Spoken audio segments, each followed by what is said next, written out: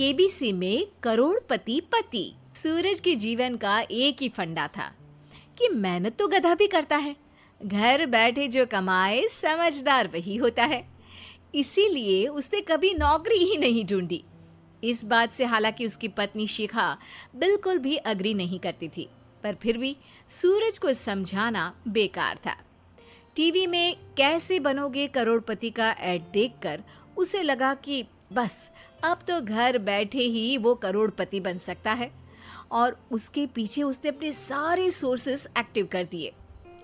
2 हफ्ते में उसके कलीग के साले के पड़ोसी के बेटे का सोर्स निकलता है जो कि उसे शो में पहुंचा सकता है, और सूरज उससे मिलने चला जाता है।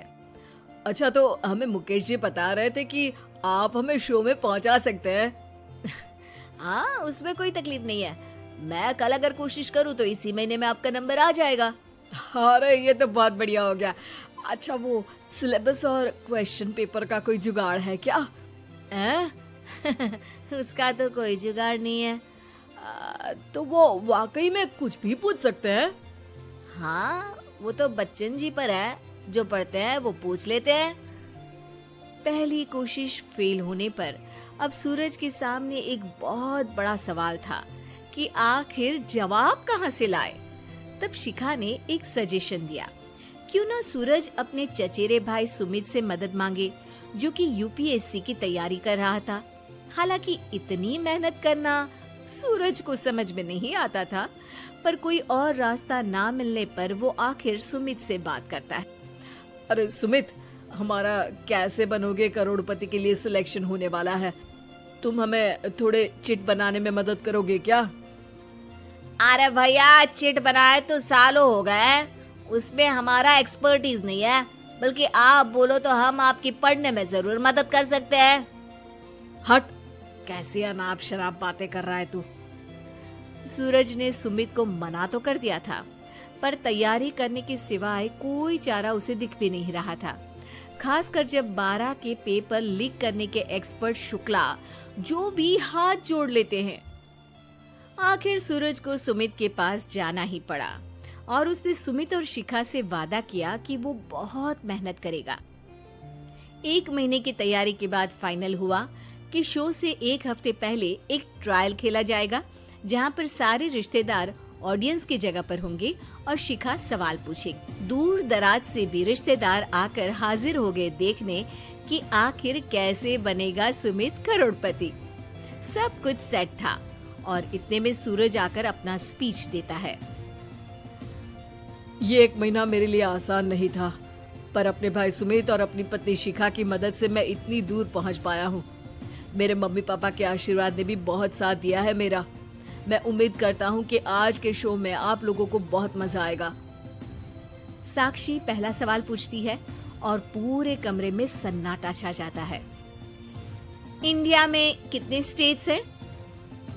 3, सॉलिड, लिक्विड और गैस। अरे रुकिए, तो ऑप्शंस तो देने दीजिए। इतने में 5वीं कक्षा का चिंटू बोल उठता है।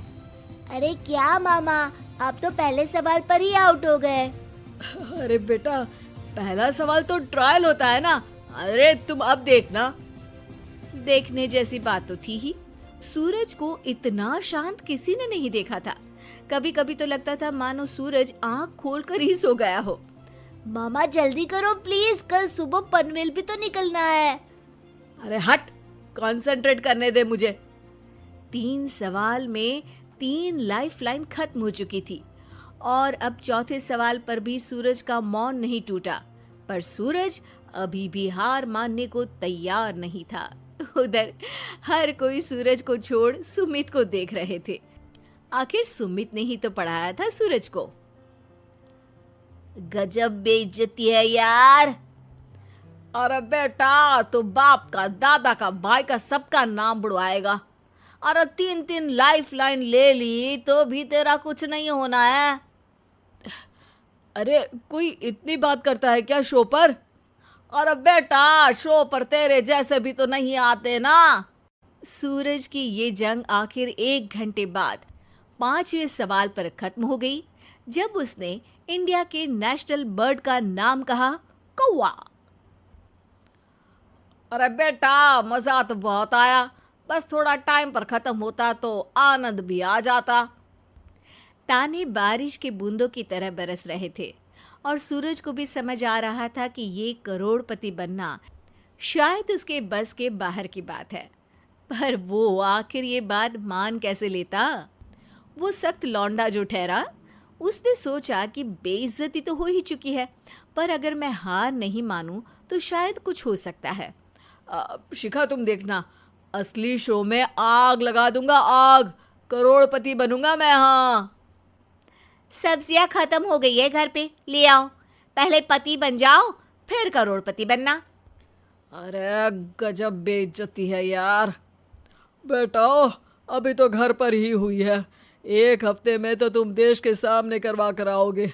वैसे जब टीवी पर जाओ ना तो बस अपने मम्मी का ही नाम लेना, ठीक है?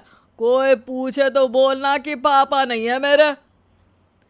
अरे पढ़ाई की, पेपर निकलवाए, इतने सारे लोगों को खाना खिलवाया, क्या फर्क पड़ा? इसीलिए मैं कहता हूँ कि मेहनत तो गधा भी करता है, घर बैठे जो कमाए वही सिकंदर। लेकिन मामा, गधे भी जानते हैं कि हमारा राष्ट्रीय पक्षी मोर है।